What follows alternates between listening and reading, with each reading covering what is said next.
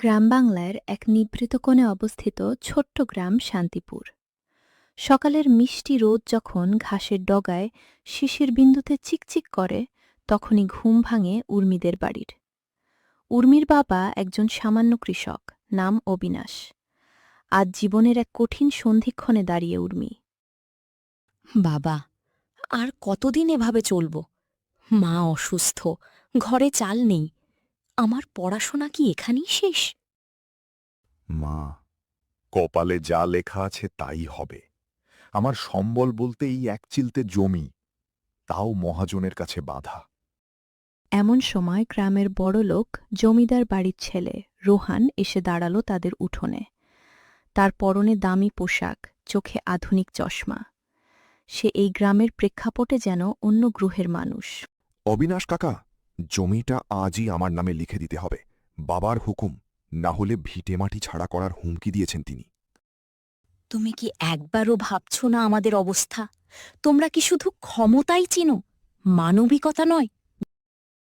পৃথিবীটা আবেগে চলে না, চলে শক্তিতে আর টাকায়। আমার হাত বাঁধা, তুমি ভালো করেই জানো। পাশেই দাঁড়িয়েছিল গ্রামের পাঠশালার শিক্ষক মাস্টার মশাই রতনবাবু। তিনি সব শুনে দীর্ঘশ্বাস ফেললেন। তার চোখে মুখে সংগ্রামের ছাপ। নোহান, তুমি শিক্ষিত হয়েছ শহরে গিয়ে, আর কি শিখলে? মানুষের আর্তনাদ কি উপেক্ষা করা? একটা গরিবের শেষ সম্বল কেড়ে নেওয়া কি বড়লোকই? মাস্টার মশাই, আপনি আমাকে নীতি কথা শোনাবেন না।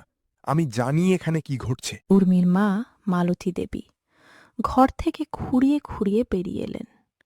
তার মুখটা ফ্যাকাশে, কিন্তু চোখের দৃষ্টিতে যেন এক অগাধ তেজ। রোহান বাবা, জমিটা নিয়ে নাও, কিন্তু মনে রেখো, কেড়ে নেওয়া সম্পদ কখনো সুখ আনে না। আমরা গরিব হতে পারি, কিন্তু আমাদের সম্মানটুকু তোমার ওই দামি গাড়ির চেয়েও দামি। মা, তুমি চুপ করো, আমি এটা হতে দেব না। রোহান, তুমি যদি আজ আমার বাবার জমি কেড়ে নাও, তবে মনে রেখো, আমার এই নিঃস্বতা একদিন তোমার অহংকারকে চূর্ণ করবে। চূর্ণ করবে? কি করবে তুমি? তুমি কি পারবে তোমার বাবার ভাগ্য ফেরাতে? চেষ্টা তো করতে পারি। তোমরা শিক্ষিতরা শুধু শাসন করতে শিখেছ, কিন্তু আমরা যারা মাটির কাছাকাছি থাকি তারা জানি কিভাবে ঘুরে দাঁড়াতে হয়। উর্মির চোখে তখন আগুনের স্ফুলিঙ্গ। সে আর চুপ করে রইল না। তার হাতে থাকা কয়েকটা পুরনো বই আর স্বপ্নগুলো তাকে পথ দেখাল। সে ঠিক করল শহরে যাবে, নিজের পায়ে দাঁড়াবে। উর্মি, আমি তোমাকে সাহায্য করব। আমার কাছে কিছু সঞ্চয় আছে, তা দিয়ে তুমি শহরে গিয়ে নিজের পড়াশোনা এগিয়ে নিয়ে যাও।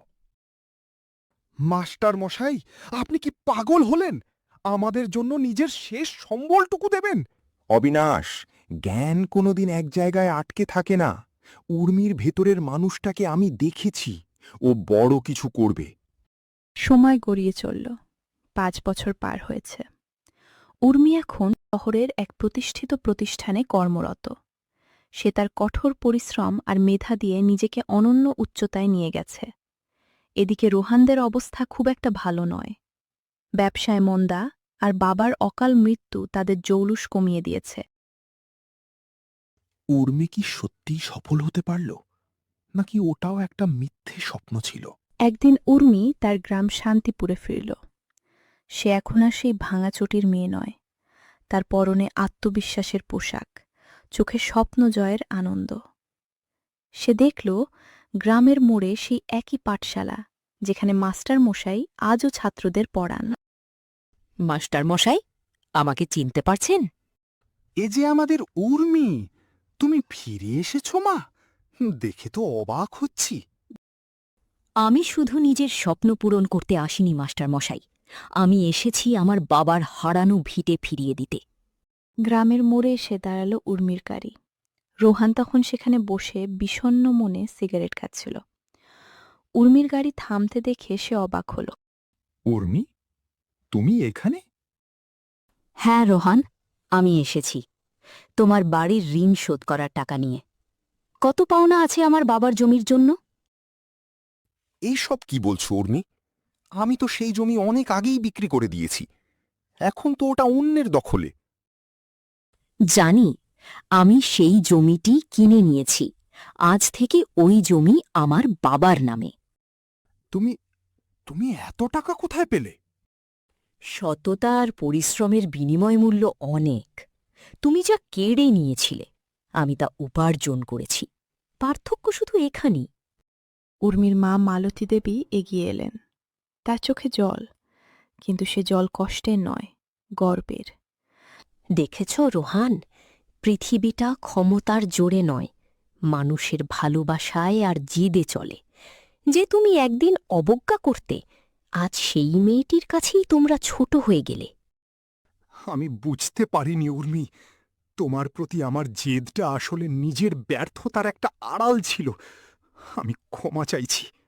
ক্ষমা চাওয়ার দরকার নেই রোহান। যা শিখেছ তাতেই বড় হয়েছ। আর কোনো দিন কোনো অসহায় মানুষের ওপর অত্যাচার করো না। এটাই আমার শেষ কথা। উর্মির সফলতার গল্প ছড়িয়ে পড়ল গোটা গ্রামে। সবাই তাকে আদর্শ মানতে লাগল। কৃষক পরিবার থেকে উঠে এসে নিজের মর্যাদা ফিরে পাওয়া, এটা ছিল এক অসাধারণ লড়াইয়ের জয়। মানুষ ভাবে টাকা সবকিছু, কিন্তু উর্মির জয় প্রমাণ করল চরিত্র আর ইচ্ছাশক্তি শ্রেষ্ঠ মূলধন। আমি আজ ধন্য। আমার মেয়ে আমার মাথা উঁচু করে দিয়েছে। গ্রামের আকাশটা আজ যেন অনেক বেশি নীল। বাতাস বইছে মুক্তির কানে। উর্মি দাঁড়িয়ে আছে তার নিজের মাটিতে, মাথার উপর খোলা আকাশ। সে জানে এই লড়াই তার একার নয়, এটা প্রতিটি সেই মানুষের যারা স্বপ্ন দেখতে ভয় পায় না। রোহান, শোনো, মানুষের জীবনের মূল্য তার সম্পত্তির পরিমাণে নয়, সে কতজনের মুখে হাসি ফোটাতে পেরেছে তার ওপর। মনে রেখো। আমি মনে রাখব উর্মি, তোমার এই শিক্ষা আজ আমার জীবন বদলে দিল। সূর্যের আলোয় উজ্জ্বল হয়ে উঠল শান্তিপুর। একটি গল্প শেষ হল, কিন্তু শুরু হলো এক নতুন আদর্শের যাত্রা। নীতি আর সততার জয় যে চিরন্তন, তা আবারও প্রমাণিত হল এই ছোট্ট গ্রামে। উর্মি, রোহান, অবিনাশ, মালতী আর মাস্টার মশাই প্রত্যেকেই এক একটা সত্যের সাক্ষী হয়ে রইলেন। মা উর্মি, তুই তো আমাদের অনেক কিছু দিলি। এবার একটু বিশ্রাম নে। মা, বিশ্রাম নেওয়ার সময় এখনও আসেনি। আমার মতো আরও অনেক উর্মি এখনও অন্ধকারে দাঁড়িয়ে আছে। আমি তাদের আলো দেখাতে চাই। উর্মির এই অদম্য ইচ্ছা তাকে নিয়ে গেল আরও অনেক দূরে। সে শুধু তার গ্রাম নয়, গোটা এলাকার কৃষকদের জন্য একটি সমবায় গড়ে তুলল। অবিনাশের জমি এখন সবার জন্য উন্মুক্ত, সেখানে ফসল ফলে প্রাণের প্রাচুর্যে। শিক্ষার আসল উদ্দেশ্য এটাই, যা উর্মি আজ করে দেখাচ্ছে।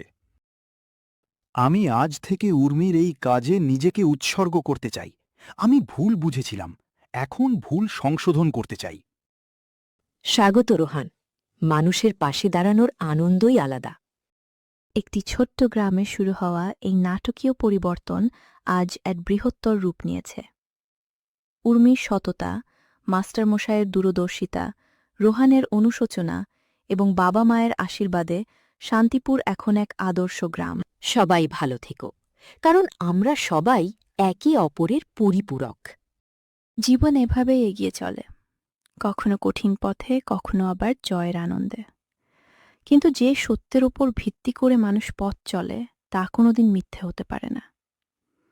এই গল্পের শিক্ষা সহজ কিন্তু গভীর।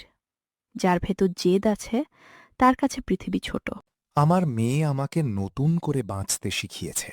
এটাই তো মা হওয়ার সবচেয়ে বড় সার্থকতা। পর্দা নামে শান্তিপুরের আকাশে এক এক করে চরিত্রগুলো সরে যায়, কিন্তু উর্মির সেই দৃঢ় কণ্ঠস্বর আজও যেন বাতাসে মিশে আছে। উর্মি, আমরা সবাই তোমার কাছে ঋণী। ঋণ তো প্রকৃতির, যা আমরা একে অপরকে ভালোবেসে শোধ করি। জীবনের রঙ্গমঞ্চে মানুষ তার চরিত্র নিজেই তৈরি করে। কেউ অহংকারে অন্ধ হয়, কেউ আবার বিপদে পড়ে ধৈর্য হারায়। কিন্তু যারা উর্মির মতো নিজের আলোয় জ্বলে ওঠে, তারাই প্রকৃত মানুষ। তাদের হাত ধরেই পৃথিবীটা বারবার ফিরে পায় মানবিকতার স্বাদ। পৃথিবীটা খুব সুন্দর, যদি তাকে সুন্দর করে দেখা যায়। উর্মির চোখ দিয়ে আজ সবাই তা দেখতে পাচ্ছে। এইভাবেই একটি সাধারণ কৃষক পরিবারের মেয়ে হয়ে উঠল এক অসামান্য উদাহরণ। আর এভাবেই শেষ হল আমাদের আজকের নাটকীয় সফর। মনে রাখবেন, জয় তাদেরই হয় যারা ধৈর্য আর সত্যের পথে অটল থাকে।